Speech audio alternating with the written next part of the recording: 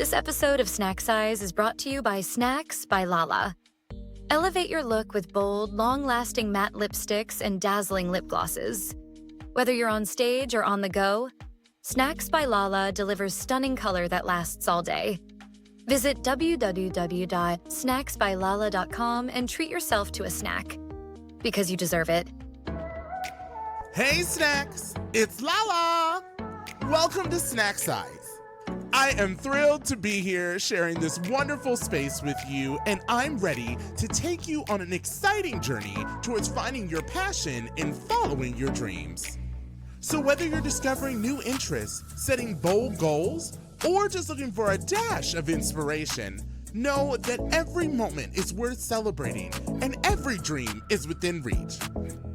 So grab a snack and get comfortable because we're about to dive into another fabulous episode where we celebrate the beauty of being unapologetically you. Our time together starts now.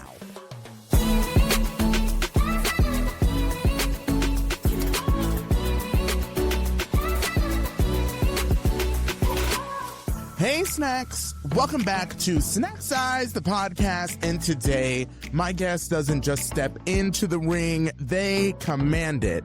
He is known as the Twin City Twister and is a force of motion, color, confidence, and power.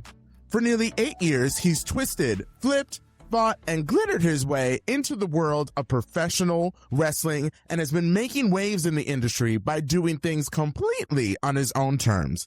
He's proving you don't have to fit the mold to become a star.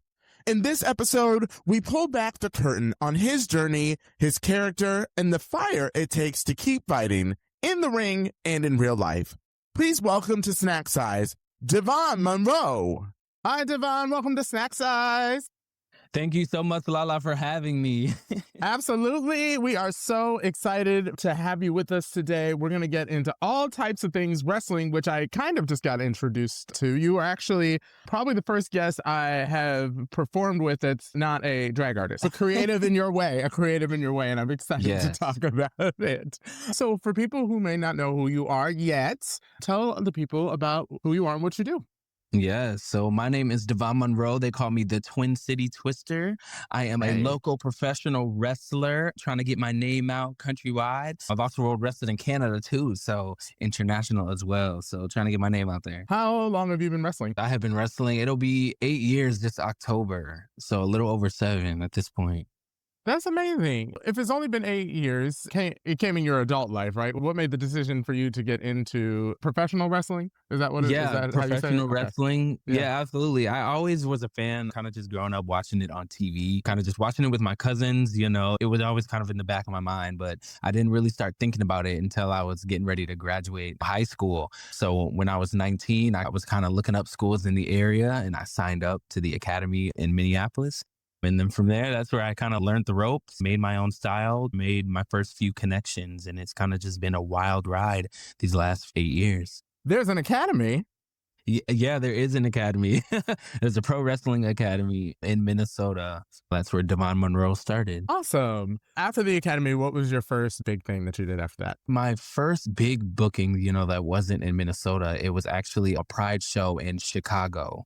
And there's a wrestling icon by the name of Cassandro. He had hosted a seminar and I had done the best in the seminar and I won a spot on the show. So that was kind of my big breakout moment, getting the opportunity to be in a scramble match. That's when it's more than 4 people in a match. So it was 6 people total. I kind of had my breakout moment. That was in 2019. That's amazing. When people hear the name Devon Monroe, what do you hope they think of before they even see you wrestle? When they hear the name Devon Monroe, I definitely want them to think confident. I definitely want them to think he's going to go out there and tear his set. And I would hope that people read my name and think hope. That's what I would hope too. Has that changed since you first started to who you are now? I don't think it's changed much. I think my biggest goal was always to just take this as far as it'll take me while just staying true to myself. Not so much focusing on what the end of the road looks like, but just more so enjoying the journey along the way. So that's kind of just what I keep to heart. So I don't think it's changed too much. That's so important to enjoy the journey along the way. I think especially when you're in entertainment, everything happens so fast. you know, Yes. and you Right. can become a star or really well known, or at least locally well known, as we are. Mhm. Absolutely. And having to balance that with real life is also a thing too. Does wrestling help you be more confident in your day to day life? I like to think so. It's just what I think about is knowing that I had a dream and then just knowing that I'm working hard to achieve it. So I think just thinking about that and how grateful I am for it and what it's given me kind of helps me move day to day. So, for those of us who may not know how it works, you are playing a character, right? Yes. So, how did you come up with your character? I think a lot of times in wrestling, we kind of like think of characters that are ourselves turned up to 100. And I like to think that that's what my character is because, growing up, like it was hard kind of just like going in and out of school and then like being bullied and having to like stick up for myself. I wanted my character to just kind of be basically me, but just being confident, just knowing you can go out there and kick whoever's butt and kind of just go out there and do your best. He's sassy. He likes to move around. He takes influence from the luchadors. So lots of twists, lots of arm drags and evasions and things like that. Just kind of like my own superhero. Now, we have to talk about the fashion because you got some outfits. Yes. What's the inspiration behind those?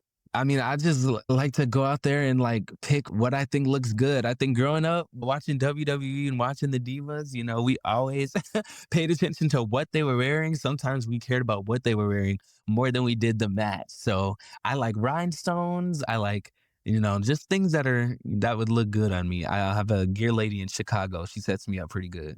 Yes, that was the first thing I noticed about you. So much fun. It's my favorite part about all of this. My favorite part, the gear. Yes. Wrestling has traditionally been a very masculine sport. And I think someone just needs to see one picture of you and know that you are definitely playing along that line. How has that worked for you over your career? Like, do you feel like you've had to change it all to fit in? Were you welcome with open arms? What's that been like? Here and there, my character has held me back from certain opportunities. But that's why I've always prided myself on, staying true to myself and just knowing, whatever I choose to present out there, this is me. This is the real me. So, I go out and I work for promotions who are about that vision, who can see me for the star that I am. And I've got to do some really cool things from the day one when I stepped into training. I let the boys know I'm not here to play. I'll hit as hard as the rest of you. I'm not one to be taken lightly. And I feel like every step along the way, I've proven that. Yeah. 8 years is a long time to be in any industry. I guess I'm curious for the listeners. I guess I can mention we worked together or I was a guest performer. And when I got the offer, like I was like, they want me to do what at where? Yes.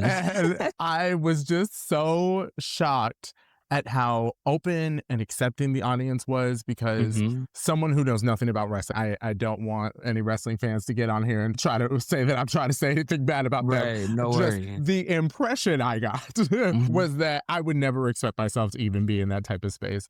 How, for you over 8 years, how has like queer characters or, queer people in wrestling, like has it grown? Has it changed? What have you seen in your time as a wrestler?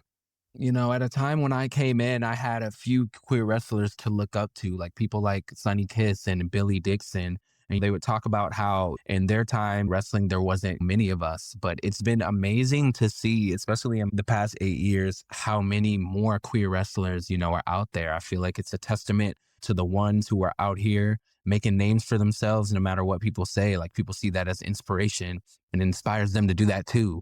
I feel like it speaks especially to the culture and the environment we want to cultivate at F1rst Wrestling. Like F1rst Wrestling is, for everyone. And the tide has shifted and we're booking all sorts of people, no matter what background they come from, and all sorts of types of characters and throwing things at the wall and seeing what sticks. So it's been really, really cool to see. That's amazing. Yeah. So you are very theatrical, but also very athletic.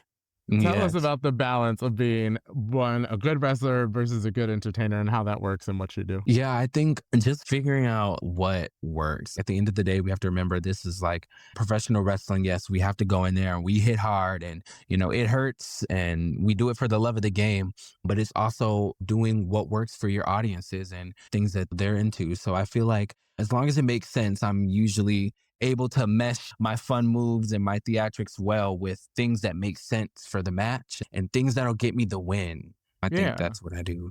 Is it not predetermined who wins? Am I allowed to ask that? So wrestling, no, I know, right? So wrestling is predetermined. Yes, the result usually is predetermined. But everything we do in the ring to get there, that's all on us. We go to training day in and day out, trying to, do things the safe way and make sure that no one ends up in the hospital or gets too hurt. We go into this knowing that, yes, it's going to hurt. And yes, we got to build that callus. But at the end of the day, keeping each other safe and entertaining the crowd is the name of the game. Ooh, gosh, I have so many questions now. Okay, let's go with my first one. Have you ever had a situation where like you weren't going to win and then you just did so well that they switched it up or something? Does that happen or no?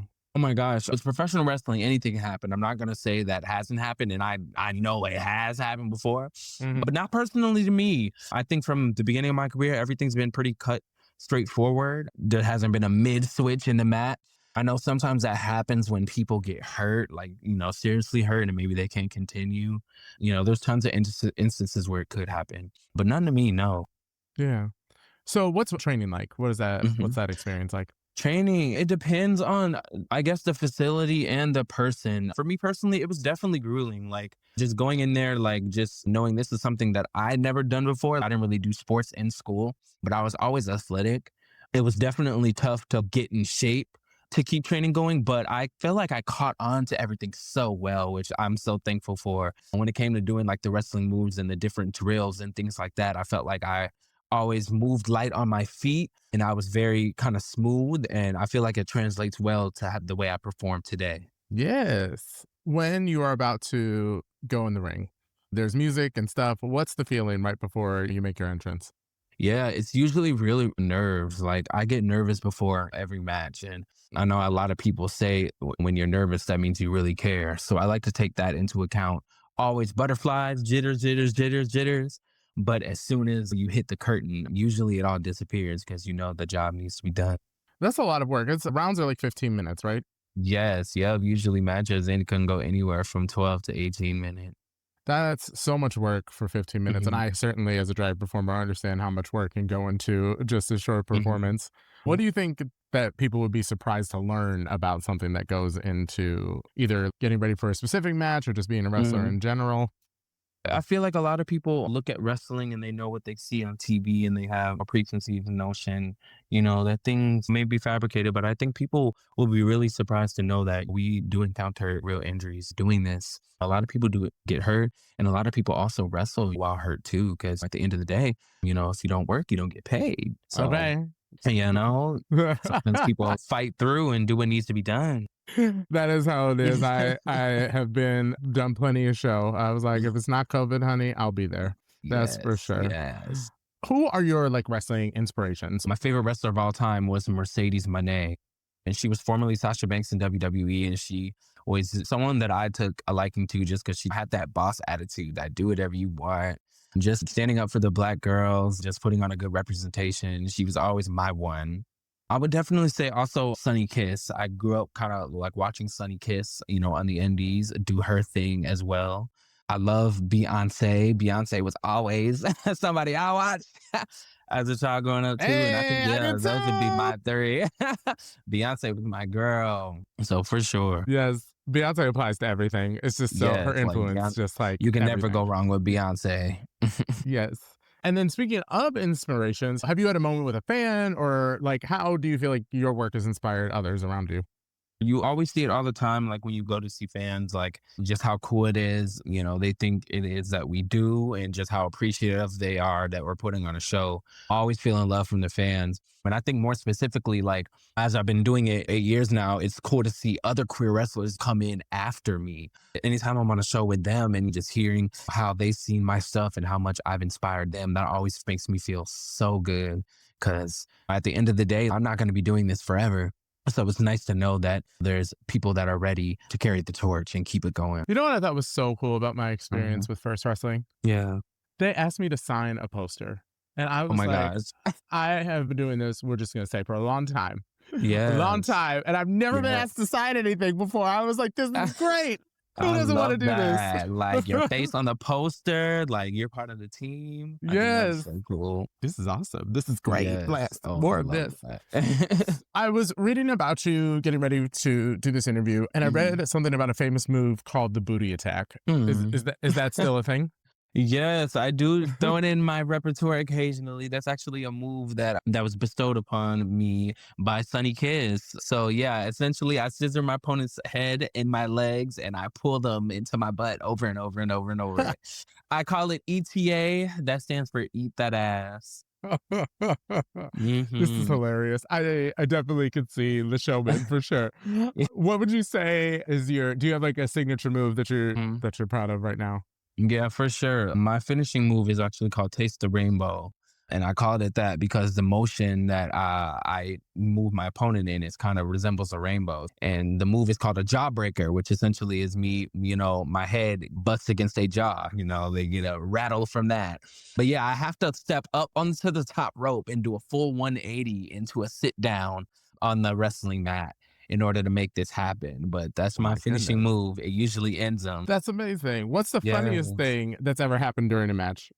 Oh my gosh, my friend Riley Jackson, I've had my eye contact knocked out maybe 3 times in my whole 8 years, and he has knocked out my eye contact all 3 times Oh in my 3 different goodness. matches. It's always funny when he does it. I don't know if it's the way that he handles me in the ring, he puts the beat down on me, but I'm always losing the contact. What do you do? Just keep going? Yeah, but I gotta keep going one eye. The Oh show my must go goodness. on. I think if that happened to me, it would just be like the show's canceled. Or unless Right. I got some extra contacts in my Oh my bag or God. something, but we can't Right. do all that. There's been plenty of times I've been wanting to say, all right, curtains, let's call it. Yes. But no, I usually stick it through. And then I did hear that people refer to you as Black Sexcellence. Hmm. How did that start? Yeah. So I know the people want to know Bla- this. I know, right? Black Excellence is actually the original name. It's kind of the name that I came into the business with. I was using it kind of since my first matches, Black Excellence, just stepping out, being confident, showing that Black power and, just being confident in your sexiness That was your together. first name. It was my first nickname. What made you change? Did they make you grow up and mature a little bit or something like that? No, it was, yeah, I know, right? It was kind of just like an addition. I kind of just wanted to do some new branding, get some new t-shirt ideas, merch ideas. So I adopted the Twin City Twister in addition to Black Excellence. Okay. Yeah, the crowd always chants, yeah, I'm still Sexcellence. The crowd loves the chants and I eat it up. I love that. I Yes. love that. That's so amazing. Yes. You have accomplished so much, but I think you said earlier that you're still trying to be more national. Explain what national means for a pro wrestler. Yeah, for sure. It can mean like 2 things. For me, firstly, just like getting my name more out there, getting more bookings in different states and breaking into new territories. So that's one way. But also another way is just hopefully getting an opportunity to appear on TV. I know a lot of indie wrestlers are getting those opportunities throughout as TV sweeps the land, but hopefully maybe one day a tryout match or maybe an opportunity to do an extras match for a TV company. That's definitely my next big goal. There are career wrestlers being represented in TV. There is, yeah, yep. Okay. Anthony Bowens is on All Elite Wrestling. And, there's many, many more. There's been a few at WWE and TNA as well. When you think of your journey, I'll ask you 2 questions. What advice would you have for someone wanting to start wrestling specifically? Yeah, for sure. I think my advice would be just kind of just like to take an understanding of how hard work is going to be, not just physically, but it's going to be hard work mentally. It's going to be something that you have to dedicate a lot to if you really want to make it happen. Definitely stay the course. Just like I'm still learning myself, always remember that the journey is more important than the destination. That is so beautiful. And then in terms of people who just want to chase their dreams in general, what has wrestling taught you about going after a goal? I think the biggest thing wrestling has taught me about going after a goal is that it was never going to be a straight line. It was never going to be easy. It was never going to be a straight shot there. There's going to be peaks and there's going to be valleys. There's going to be moments where you feel kind of like at your highest. And then there's definitely going to be moments where you feel like you want to quit and you want to just hang up the boots literally the next day. But I think just understanding that like it's not going to be a straight shot, kind of just keep finding reasons to keep fighting for your goal. Because that's the only way that you're going to reach it. Don't give up, Absolutely. because if you give up, then And don't give you up. reach the That's goal right. at all. That's right. How do you work past giving up? I'm sure you've had to have had moments. What do we turn on Beyonce? What are we doing? I know, right? I guess I don't really have a routine as far as if I feel like giving up. I think I just have to like just sit back and remember like just everything like wrestling has given me and just how grateful I am to even have the opportunities that I have had to chase the dream in the first place. I think about the fans. My mom's a nurse, so I've had people in her office casually bring me up and they've started conversations about me and wrestling too. So it's just remembering everyone that I'm doing this for, including myself. That keeps me going. I love that. So I'm going to ask you a question that I ask every person on this podcast. In your own words, what is the secret to a happy and fulfilled life? I think the secret to a happy, fulfilled life, the first thing that comes to mind is love. And I think that can mean a lot of things, like finding love in what you do and finding love in the people that you surround yourself with, and just finding love in how you can spread it. So I think that's the answer that comes to mind for me. I love that. I know people don't want to forget you. A couple of things. Where can people follow you? And then what's coming up? You can follow me on all social media. I am at the Devon Monroe, DEVON MONROE, across all social media. I'm going to be doing Summer Smash weekend with F1rst Wrestling. Yes, I'll be there too. Tickets are on sale. Yes, it's going to be so fun. Tickets are on sale for a plethora of events, including our return to the Mall of America. We're doing that on Friday, July 31st. We've got Remix on Saturday, August 1st. And then we got another show versus Game Changer Wrestling. That is on Sunday, August 2nd. So yeah, all ticket information can be found on socials at F1rst Wrestling, and the I in F1rst is a 1. Yes, and you can come see me on August 1st at F1rst Ave for the Remix show. If you are listening to this and that has not happened yet, a lot of people listen to my podcast in the past, but you know what? I'm sure F1rst Wrestling will still be around. So definitely catch one of their shows. It's so fun. Before we wrap up, let's say we do this again in 5 years. What do you want to have happen for you by then? Oh my gosh. I hope to have plenty more championships. Yay. I pray that my rate has gone up significantly. Me too. Right? Like yesterday's price is not today's price. No, overall, I hope I'm happy. I hope I'm healthy, because Lord knows that this is hard on the body.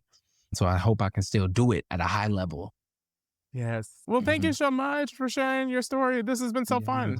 Thank you so much, Lala. Thank you for having me. All right, Snacks. This has been another episode of Snack Size. And in the meantime, be safe, love one another, and as always, go be fabulous. Bye. Hey, Snacks. I hope you enjoyed this episode of Snack Size, the podcast. And since I know you don't want to miss out on the party, you can head on over to www.snacksizepodcast.com to catch up on all of the episodes.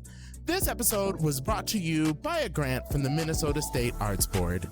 Until next time, go out into the world and remember that you are fabulous.